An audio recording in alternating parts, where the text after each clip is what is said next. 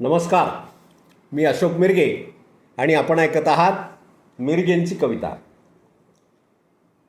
आज एका वेगळ्या म्हणण्यापेक्षा सध्या चालू असलेल्या जागतिकच म्हणायला हरकत नाही युद्धाच्या विषयावर मी आपल्याला बोलणार आहे. प्रत्येक न्यूज चॅनलवर युद्धाच्या बातम्या येऊ लागल्यात आणि अशा भडक बातम्या आहेत म्हणताल की भयानक ते टी व्ही लावला की त्या टी व्हीवर युद्धाचा विषय सुरू झाला की मिसाईल जुई जुई जुई जुई सगळं आगीचे डोम धुराचे लोळ सगळे त्या टी व्हीला बघायला आपल्याला मिळू लागलेत. परेशान केलं प्रत्येक न्यूज चॅनलनं. प्रत्येकाचा कल्पना विलास सुरू झाला आहे की त्या युद्धामुळं पुढं काय होऊ शकतं, असं झालं तर असं कसं होऊ शकतं, असं झालं तर पुढं काय होऊ शकतं, असे अंदाज बांधायचे उगाव तारे तुटायला लागलेत सगळ्यांचे. बघायचंच काम नाही आणि त्यानं सामान्य माणूस भेदरून गेलं. उगं टी व्ही लावावं का नाही असं झालं आहे. आणि प्रत्येकजण पंतप्रधानाला सल्ला द्यायला आहे, मुख्यमंत्र्याला सल्ला द्यायला आहे. काय सांगावं, त्यांच्या लेखी पंतप्रधान म्हणजे पंतप्रधानाला काही कळत न म्हणायले, ते काहीच कळलं पंतप्रधानाला. त्यांना देशच चालविता येईन म्हणे. पंतप्रधानाला निवडून तर दिले लोकांनी, मग त्याच्यात काहीतरी असल्याशिवाय निवडून आले का ते? हां ठीक आहे, ते जर लायक नाहीत पंतप्रधान पदाच्या तर मग तुम्ही चालवा ना, तुम्ही या निवडून, त्याच्यावर अविश्वास आणा, त्याला घरी बसायला लावा आणि तुम्ही निवडून या. प्रत्येकाला घटनेनं अधिकार दिला आहे, संविधानानं अधिकार दिला आहे. तुम्हाला तर निवडून येता येत नाही. कधी तर हयात गेली तुमची पंतप्रधानावर टीका करण्यामध्ये, परंतु निवडून येता आलं नाही. मागच्या दारानं तुमचे प्रयत्न चालू, आपली खुर्ची कशी टिकल म्हणून बघायलोत ना आम्ही उघड्या डोळ्यानं. कोण कोण मागच्या दारानं हमेशा चाललंय ते. कशामुळं निवडून येता येईन मग त्यांना? मग तो पंतप्रधान लायक असल्याशिवाय झाला का माणूस? सांगा ना. नाही म्हणले ते निवडूनच कसे आलेत की ते असंविधानिक मार्गानं निवडून आले. त्यांनी EVM हॅक केल्या, त्यांनी असं केलं, त्यांनी फलानं केलं, त्यांनी तमुक केलं. तुम्ही करा ना. कुणी हात धरले तुमचे? करा बरं तुम्ही, या बरं तुम्ही, तसं येऊन दाखवा, तसं हरकत नाही. बघू ना तुमचा काळ, बघू काय दिवे लावणार आहेत तुम्ही तेही बघू आम्ही. परंतु संविधानिक पदावर ज्या व्यक्ती गेल्यात त्यांना उगाच निवडून देतात का हो लोक? आणि त्यांना तुम्ही आरातुऱ्यावर बोलणार, त्यांना काही बोलणार, त्यांना वाटेल ते बोलणार. आम्हाला म्हणजे त्या अभिव्यक्ती स्वातंत्र्याचा, त्या व्यक्ती स्वातंत्र्याचा म्हणजे अतिरेक झाला आहे, भयानक अतिरेक झाला आहे. कोणाला भ्यायची गरजच नाही राहिली. अरे तुमचं भेणं राहू द्या, पण तुम्हाला संस्कार आहेत का नाही काही मायबापानं दिलेले? अर्वाजचे शिव्या देतात तुम्ही त्या कमेंटमध्ये सुद्धा. काय काय तारे तुटायले तर आकलेचे तुमच्या, कशा शिव्या द्यायल्यात. मागं एका महाराजाची शिवी तोंडात बोट घातलं होतं, मी ऐकली होती. एका महाराजा कीर्तनकारानं शिवी दिली तिथे. आणि अजून तो कीर्तनकार उजळ माथ्यानं जॅकेट घालू कीर्तन करायला आहे.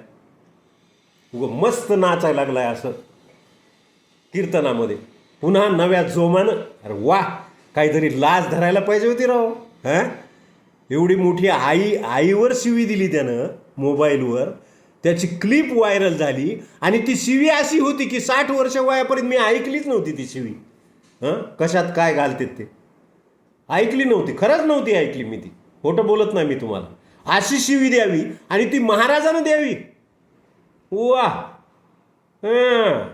काय काळ आला, काय दिवस आले. आणि त्याची फीस 1-1 लाख कीर्तनाची, त्या महाराजाची. कुठं फेडील ते? कुठं फेडणार आहे पुन्हा? मी खोटं नाही बोलत. नाही जर त्याला असा रामराम करावा लागला ना पुन्हा, कीर्तन बंद झाल्यावर दात पडल्यावर, माझं नाव बदलून ठेवा पुन्हा. महाराज, नियतीला मान्य होत नसतं हे. आता तुमच्या अंगामध्ये जोम आहे, तरुणपणा आहे, नाचा, बांधा कंबर, घाला जॅकेट, द्या आईमाईवर शिव्या, परंतु भगवान के घर देर है मगर अंधेर नाही, हे लक्षात ठेवा बरं का. मी मंदिर बांधलं, मी अमकं केलं, मी तमकं केलं. आता हे वगायला आलो म्हणून बोलायलो मी. आजचा विषय माझा त्या बोलण्याचा नाही, परंतु कोणाला काय तोंडाला येईल ते बोलायला लागलेत. भ्यायचा विषयच नाही राहिला. अरे भीती जाऊ द्या, परंतु संस्कार तरी तुमच्या मायबापाचे आहेत का तुमच्यावर? मोबाईलवर कमेंट करताना उगाच संविधानिक व्यक्तीवरच्या पदावरच्या व्यक्तीला बोलायचं काहीच्या काही. तुम्ही कोण हो? कुठले कोण तुम्ही? उगाच सोशल मीडियावर बोलता यायला म्हणून काही बोलायचं का? कुणी फसनवीस काय म्हणायलंय? अरे वा, काय काय तारे तुटायले ताकलीचे. वा, मानलं तुम्हाला. आणि काय फरक पडायला लागलाय? काय पडायला लागलाय तुमच्या त्या बोलण्याला?